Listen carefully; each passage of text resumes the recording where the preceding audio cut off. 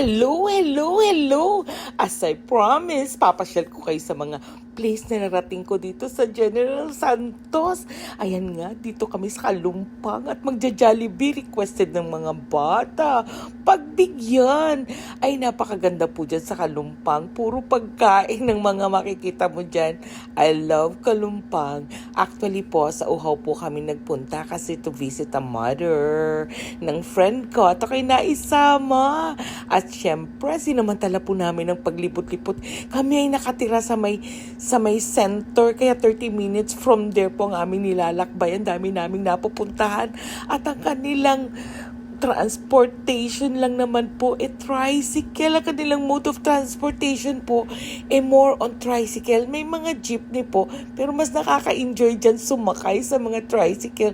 20 pag malapitan, 40 kapag malayuan. At kung gusto mo ng special trip, di 250. O, diba? Ganda ka na pa na nilang bridge. Nag-enjoy po talaga ako kahit malayo po yung tina-travel namin. Kakaiba naman po kasi first time ko nga pong narating. O, diba? Obvious na obvious ako yung naka-tricycle. Ay, nakaka-enjoy po magta-tricycle dyan. Kaya kung nag-uumarte ka, ay pwede ka naman bumili ng iyong car at ang I love po ng kanilang palengke. Talagang super ako nag-enjoy. Napakaganda po ng palengke nila. At napakamura. Lalo na po yung mga prutas. Naku, enjoy na enjoy po talaga ako. 3 beses po yata kami nagpalengke para lang po bumili ng mga prutas. Yung kanilang marang. Talagang sobrang dami kong nakain. At saka yung kanilang mangustin, ayoy, mangga, ang sarap po at napakamura. Pati po yung kanilang mga ibang bilihin, mga gulay, lahat-lahat. Kung pwede ko nga lang dalhin sa Manila, nako, dinala ko na. At hindi naman po masyado nagta-traffic dyan. Nagta-traffic man mga dahil sa mga stoplight. At tingnan nyo, ang daming tricycle. I love the tricycle. Enjoy na enjoy ako dyan. Syempre, palalampasin ko ba yung lugar na yan? Kaso nga lang, hindi naman po ako masyado nag-ikot dyan kasi lagi naman natin nakikita anywhere in the place. Kahit saan tayo magpunta, meron yan.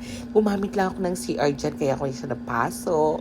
At syempre, pakita ko na rin sa inyo para kitang-kita nyo kung gaano kaganda po ang SM General Santos. O, diba, yung mga tricycle na naman yung nakikita ko. Nako, nakaka-enjoy po talaga pumunta dyan at talaga nagpapasalamat ako. Hindi kami inuulan, kaya libot lang ng libot, gala lang ng gala, tricycle lang ng tricycle. Eto po, yung isang place na talagang I love to visit. Many times po talaga din ako nagpunta dyan. Tuwing hapon dyan kami. Kasi talaga magkumpleto na siya. Para siyang Mall of Asia na.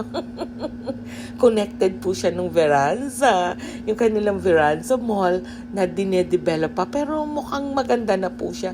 At napakalaki din po niya.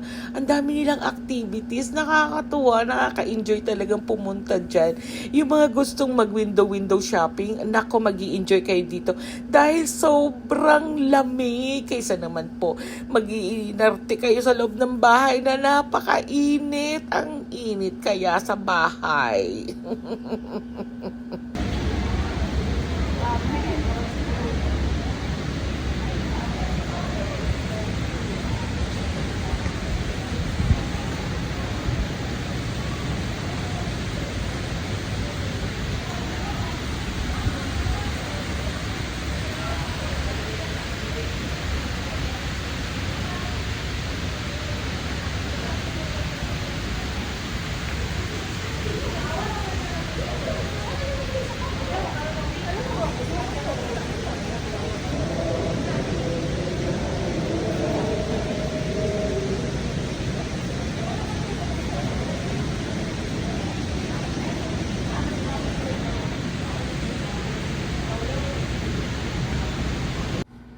Pasyal na tayo sa kanilang supermarket. Grabe, ang namimili dyan. Sobra. Alam niyo po bang inaabot ng mga 5 cart ang mga namimili dyan? Kasi sobra po talagang baba ng kanilang mga groceries o whatever na gusto mo dito sa KCC Mall. Naku, KCC Mall, baka naman. At natutuwa po ako dito sa kanilang ice cream. Parang gusto kong kunin at parang gusto kong kainin yung mga popsicle. Nako, every night, every afternoon po, promise, lagi ako nandiyan dyan. Nakainan ko na po yata lahat ng mga turo-turo dyan. Talaga nag-i-enjoy ako. At ang isa pa po na hindi po ko pinalampas dyan, itong kanilang night market. Pwede pang hindi mo puntahan yan. O, diba? Apakaganda po dyan. Overview po niya, yung dun sa likuran, yung kanilang dagat. Naku, ang mura din po ng pagkain. Grabe. Yung kanilang tuna fish na ginrilled, ang sarap. Kahit po yung kanilang sinigang tuna, wow na wow. General Santos po talaga is best for tuna. Ay, grabe. Napaka-generosity po ng mga tao dyan. Napakabait po. At saka lahat napakagagalang. O, ayan, palalampasin ko ba ang kanilang karagatan? Yan po yung kanilang Queen Tuna Park. Medyo madumi siya kasi galing daw po sa Bagyo. Pero okay lang. Sa mga Pilipino ba, palalampasin ang kagandahan ng dagat basta pwedeng liguan, liligo at liligo. O ayan, nag-enjoy po ba kayo sa aking paglalakbay sa munting General Santos? Maliit lang po yung napasyalan natin, pero nag-enjoy po ako dyan. Salamat po sa panonood.